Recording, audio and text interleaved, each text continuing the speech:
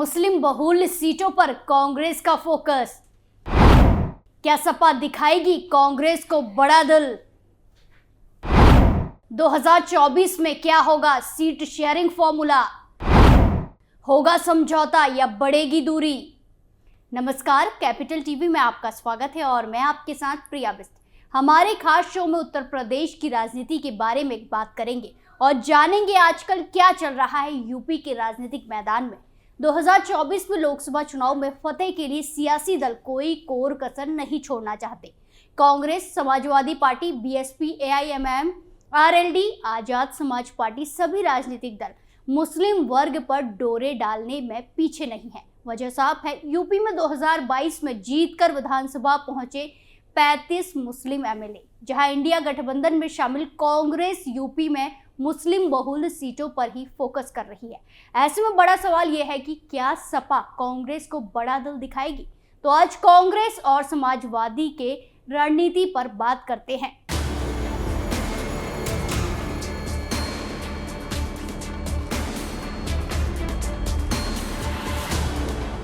लोकसभा चुनाव को लेकर कांग्रेस ने अपनी एक्सरसाइज शुरू कर दी है। भारतीय जनता पार्टी यानी कि बीजेपी से 2024 में मुकाबला करने के लिए कांग्रेस ने विपक्षी दलों के साथ मिलकर चुनाव लड़ने का फैसला किया है, जिसे इंडिया गठबंधन का नाम दिया गया है। उत्तर प्रदेश में इंडिया गठबंधन का हिस्सा कांग्रेस, सपा और राष्ट्रीय लोकदल यानी कि आरएलडी हैं, जिनके बीच सीट शेयरिंग होनी है। लेकिन सीट शेयरिंग में कई सारे पेच फंस रहे हैं। जहां कांग्रेस ने यूपी में 2009 में जीती हुई लोकसभा सीटों के साथ साथ कुछ अन्य सीटें भी सिलेक्ट की है। कांग्रेस ने करीब 2 दर्जन ऐसी लोकसभा सीटों का चयन किया है जहां पर मुस्लिम मतदाता 25% से ऊपर है। ऐसे में सवाल उठता है कि मुस्लिम बहुल लोकसभा सीटों को क्या सपा प्रमुख अखिलेश यादव कांग्रेस को देने के लिए तैयार होंगे, क्योंकि इसी वोट बैंक पर उनकी भी पकड़ है और सपा का सियासी आधार टिका हुआ है। कांग्रेस ने उत्तर प्रदेश में यूपी जोड़ो यात्रा निकाल रखी है, जिसे बीच में छोड़कर प्रदेश अध्यक्ष अजय राय गुरुवार 4 जनवरी को दिल्ली में हाईकमान के साथ मीटिंग में शामिल हुए। इसके अलावा प्रदेश के प्रभारी अविनाश पांडे ने भी शिरकत की। कांग्रेस के यूपी नेताओं ने 2024 के लोकसभा चुनाव में जिन सीटों पर लड़ने के लिए चयन किया है उसमें अकबरपुर, अमेठी, रायबरेली, बहराइच, बाराबंकी, बरेली, धौरहरा, डुमरियागंज, फैजाबाद, फर्रुखाबाद, गोंडा, झांसी, कानपुर, लखीमपुर खीरी, कुशीनगर, महाराजगंज, मुरादाबाद, प्रतापगढ़, श्रावस्ती, सुल्तानपुर और उन्नाव है। ये सीटें 2009 में कांग्रेस ने जीती थी और इसके अलावा कांग्रेस ने प्रयागराज, मेरठ, बनारस और श्रावस्ती सीट का चयन किया है। इस तरह से कांग्रेस ने 2024 में 25 सीटों पर चुनाव लड़ने का टारगेट किया है, लेकिन सपा इसमें कितनी सीटें देगी ये कहना मुश्किल है। अखिलेश यादव का चुनावी गणित। एक तरफ जहां कांग्रेस इतनी सीटों पर चुनाव लड़ने का ऐलान कर रही है, तो अब सपा के चुनावी गणित को समझते हैं। समाजवादी पार्टी के अध्यक्ष अखिलेश यादव का हालांकि वेस्ट यूपी में सबसे बड़ा जनाधार मुस्लिमों का ही माना जाता है, लेकिन निकाय चुनाव में कुछ जगह मुस्लिमों ने सपा को झटका दिया है, जिसके बाद मुस्लिमों को अपना जनाधार दिखाने के लिए अखिलेश यादव ने पीडीए यानी कि पिछड़ा दलित अल्पसंख्यकों को जोड़ने की कोशिश की। सपा चाहती है कि मुसलमानों का साथ छोड़ने का संदेश नहीं जाना चाहिए। फिलहाल वेस्ट यूपी में जितने भी मुस्लिम एमएलए हैं उनमें ज्यादातर सपा और उसके सहयोगी रालोद के ही हैं। जहां सूबे में कुल 80 लोकसभा सीटें हैं, जिसमें से समाजवादी पार्टी ने कम से कम 60 से 65 सीट पर खुद लड़ना चाहती है, जबकि बाकी 15 से 20 सीटें आरएलडी और कांग्रेस के लिए छोड़ना चाहती है।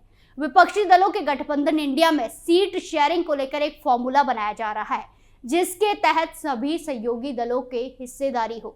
कांग्रेस ने मुकुल वासनिक के नेतृत्व में एक कमेटी गठित की है, जो पार्टी के अंदर अलग अलग राज्यों में कितनी सीटों पर लड़ना है उसकी रूपरेखा बनाएगी। सूत्रों की माने तो यूपी कांग्रेस ने अपनी 25 लोकसभा सीटों को चिन्हित कर उनके नाम पार्टी नेतृत्व को दिए हैं, जिस पर मल्लिकार्जुन खड़गे और राहुल गांधी इंडिया गठबंधन में सीटों की भागीदारी को लेकर कांग्रेस पिछले 2 विधानसभा चुनाव के परिणामों को आधार बनाकर अपने लिए नए समीकरण तैयार कर रही है। कांग्रेस अपनी परंपरागत सीट रायबरेली और अमेठी के अलावा लखनऊ, कानपुर, सहारनपुर समेत 1.5 दर्जन सीटों पर दावा नहीं छोड़ेगी। वहीं कांग्रेस दूसरे दलों से आए कुछ नेताओं के लिए जातीय समीकरणों के ध्यान में रखते हुए अपनी सीटों की संख्या बढ़ाने की पूरी कोशिश करेगी। वहीं आपको बता दें कि कांग्रेस 2019 के लोकसभा चुनाव में रायबरेली सीट ही जीत सकी थी, जबकि फतेहपुर सीकरी, अमेठी और कानपुर की 3 सीटों पर ही दूसरे स्थान पर रही थी। 2014 लोकसभा चुनाव में रायबरेली में सोनिया गांधी और अमेठी में राहुल गांधी ही जीत सके थे। कांग्रेस सब 6 सीटों सहारनपुर, गाजियाबाद, लखनऊ, कानपुर, बाराबंकी और कुशीनगर में दूसरे स्थान पर रही थी। कानपुर से कांग्रेस प्रत्याशी श्री प्रकाश जायसवाल तीसरे नंबर पर रहे थे। सपा छोड़कर कांग्रेस में आए पूर्व सांसद रवि वर्मा को भी चुनाव लड़वाना चाहती थी। पार्टी वाराणसी सीट पर पीएम नरेंद्र मोदी के खिलाफ चुनाव लड़ने वाले अजय राय को मैदान में उतारना चाहती है। मुस्लिम वोट पर कांग्रेस की नजर। आपको बता दें कि कांग्रेस 2024 में जिन सीटों पर चुनाव लड़ने की तैयारी में है, उन पर मुस्लिम वोटों का अच्छा खासा प्रभाव है। अमेठी, बहराइच, बाराबंकी, बरेली, धोरहरा, डुमरियागंज, फर्रुखाबाद, गोंडा, कानपुर, लखीमपुर खीरी, मुरादाबाद, प्रतापगढ़, श्रावस्ती, सुल्तानपुर, उन्नाव, अमरोहा, प्रयागराज और मेरठ, इन सीटों पर 25% से 45% तक मुस्लिम वोटर हैं, जिनके सहारे कांग्रेस यूपी में अपनी जीत की उम्मीद लगाए हुए है। राहुल गांधी की भारत जोड़ो यात्रा के बाद कांग्रेस मुस्लिम समुदाय का भरोसा जीतने में लगातार कामयाब होती दिख रही है। कर्नाटक और तेलंगाना विधानसभा चुनाव में मुस्लिम समुदाय का एक मुश्त वोट कांग्रेस को मिला है। दिल्ली नगर निगम के चुनाव में भी मुस्लिम समुदाय कांग्रेस के पक्ष में खड़ा नजर आए थे। कांग्रेस को लगता है कि लोकसभा चुनाव के लिए यूपी में भी मुस्लिमों के सहारे अपनी सियासी जमीन वापस चाहती है। कांग्रेस ने यूपी जोड़ो यात्रा जिस रूट पर निकाली है वो मुस्लिम बेल्ट मानी जाती है। इसे मुसलमानों को जोड़ने के लिहाजे से भी देखा जा रहा है।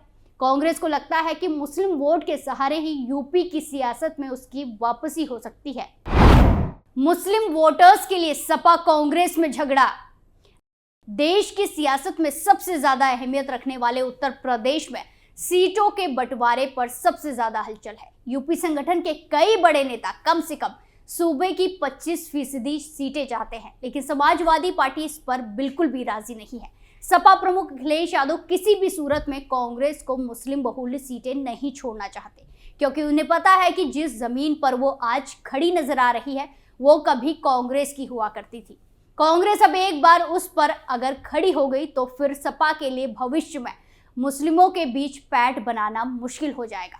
इसीलिए सपा की कोशिश कांग्रेस को 10 से 12 सीटों तक देने की रणनीति है।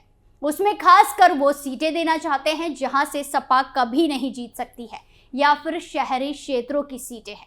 ऐसे में देखना होगा कि यूपी में सपा और कांग्रेस के बीच सीट शेयरिंग को लेकर क्या फॉर्मूला बनता है। वहीं एक तरफ जहां सपा और कांग्रेस में मुस्लिम वोटर्स को लेकर तनातनी बनी हुई है, तो वहीं और राजनीतिक दल भी मुस्लिम वोटर्स को लुभाने में लगे हैं।